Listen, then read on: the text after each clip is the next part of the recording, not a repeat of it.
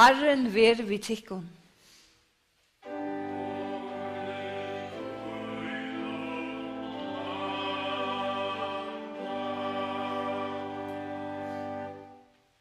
Lærd om okkon øll bia. Gåe Gud og fægir okkara. Vi takka ter fyrir luive og skapana verskje.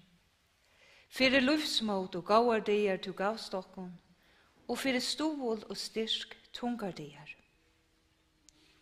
Vi takka ter fyrir tei menneskjo tu sende og okkara lufslei. Takk fyrir alt tu gavst vi heina, som vit og der bera atur til tøyn. Gjev okkon ötlun at vera teimun trygg, som tu enn lyder okkon til.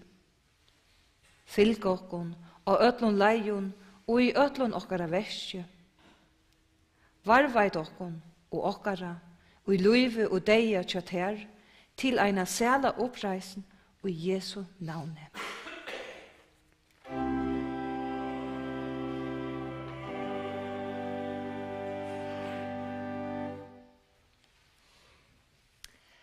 Salma skal det skrivar og i Salme 90.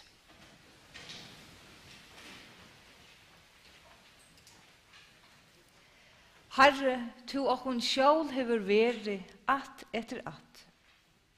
Åren fjøtlene voru til, åren gjør og heimur voru født, aldur og allar ever tu og god.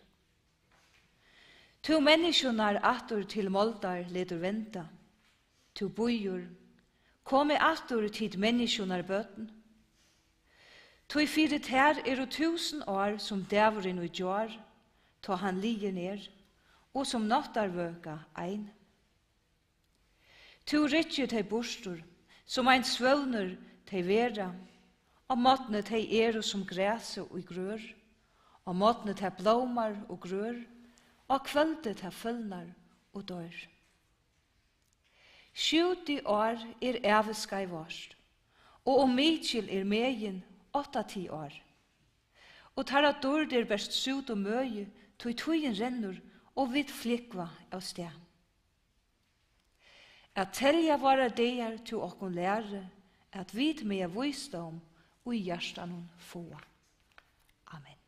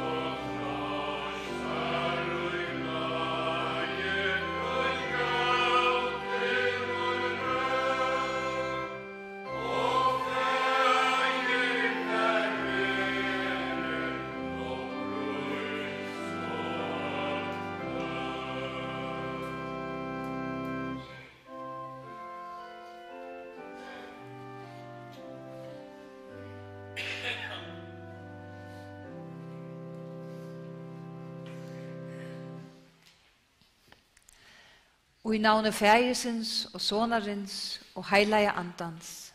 Amen. Ein livssøva her og folk kommet at enda. Nå vil fylgja heina matrass og bo til grevar. Og havast vi skulle ut av kyrkjegæren om eina løto, så endar søvan ikkje vid deians myskre, men vi frie fra Josens fægir.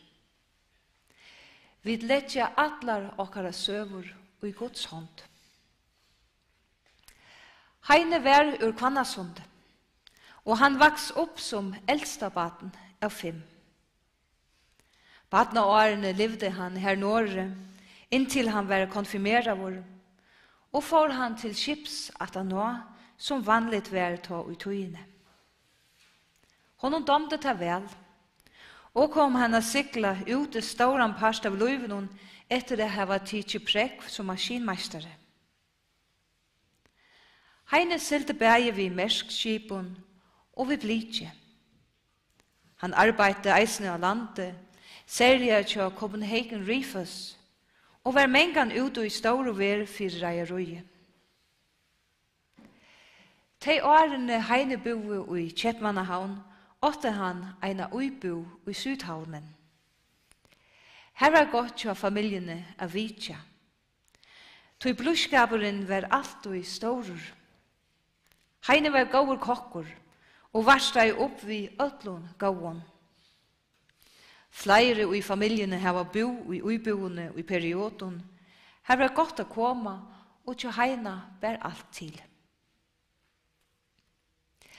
Bøtnene i familjene hildet det vært så spennende å fratta hva Heine gjør det ute i store ver, og var til mengan for kjela vi gavon. Tog Heine sparte ikke bare kronerna han fortjente til sin sjåls. Honom domte å hava møveleika, å glede sine kære, eit nu vi familieferie. Sørst i forsenon vendte Heine atter til førjar, her han fikk arbeid til Kjell som teknisk leiere, og kjøpte han husene av Ekonstrø 8 i omlai cirka 90. Heime her hever mengan vir karmur gåar dier, særlige og Olavsøke, her han tok imot Olavsøke-gjeston og varsteg opp. At reise at leve, sier H.C. Andersen.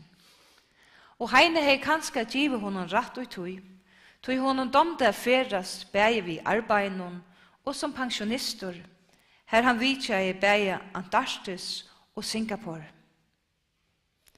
Men at genga heima vi hus og råkas vi eplavelte og rabarbon, færa til Kallbaks a fletta, edla en tur til Kvannasons a fiska, det var nu heldur ikkje så gale. Sjalt om Heine ikkje giftest, edla fikk etterkomarar, så sida bæge vindfolk, syskjen og tarra etterkomarar nu etter og syrkja. Tog tid høttu så nekvar gåar løter saman vi Heina mer fortalt. Heine var familjekærur og bangaugur og fastur gestur til badnaføringar der. Gå minner om ein stillføran og skilagåan mann standa etter. Eit plass stendur tømt etter Heina. Men vi letja ikkje bæra okkara kæru i grøvuna, og så det til. Vi gjerra det alltid vi løyvgande årenon at Kristus kjemur vi allan vegin, og letter okkon udatur til løyve tjasser. Tog alt som Jesus prætikaje og gjørde, men han tjekka folkdom vær, at Gud gjever okkon kærleika og løyv, eisne tar vi dodja. Og nu bygger vi til alvalda, halda Heina tatchat ser til eina gledelige oppreisende. Jesus sier, komme her til mun, alltid som arbeida, og genga under tungun byrun, og jeg vil veida til kon kvilo. Tæt jo på tikkun åkmut, og lære av mer, tog at jeg speklintor og mjukur av hjärsta. Og ta skulle tid finna kvilo fyrir salen tikkara. Tog jeg gagnligt åkmut, og latt bire moin. Må kristne glede bådskaperen okka okkon, så vi tåra at lyda av at vi og i Guds livande håndon, eisne tar vi anda ut fyrir seinaste fyr. Vi hese aldar gamle, keltiske sikningene, sier vi heina farvel. Djupur frigjør beres ter, og i alt og skåte. Djupur frigjør beres ter, og i streimande låte. Djupur frigjør beres ter, fra tog kvirr og gjør. Djupur frigjør beres ter, fra skuinande himnastjötnum. Djupur frigjør beres ter, fra friar sinenun gåa. Guds sikning vir tøyn og røynes ter. Amen.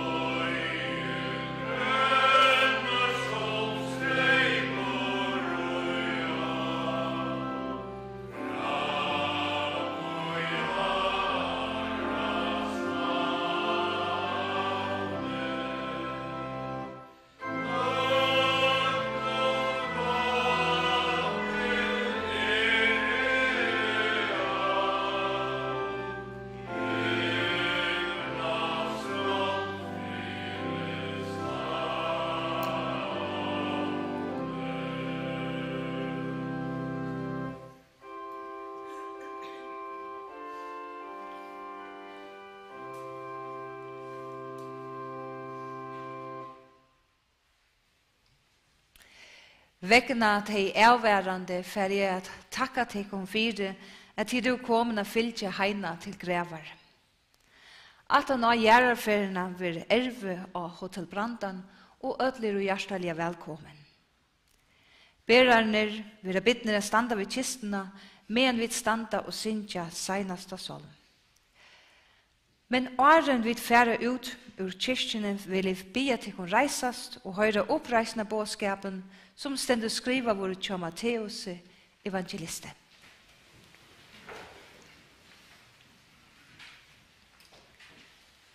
Men etter kvilledegen, ta i tauga Luisa av fyrsta degi i vikene, kom Maria Magdalena og hin Maria ut at hitja etter grøvene. Og så, ta var landskjolte Mikil, tog et angel Herrans kom nyer av himle og steg fram og velte steinen fra og sette seg av han. Men utsjøen hans er vær som snarjås, og klæje hans er kvitt som fån. Men vaktar mennene skulve av rastefyr i honom, og var som deir. Men angelen tog til måls, og sier vi kvinnenar, tid med jeg ikke reast, tog jeg det veit at her etter Jesus hinnom krossfesta til leida. Han ikke her, tog jeg at han risen opp som han hever sagt. Komme her, og suttje stegen her som Herren lå. Og skundet hikkun, og færre og sier lærosveinen hansara, han risen opp fra deion, og så han fyr undan tikkun til Galileo, her skulle til suttje han. Amen.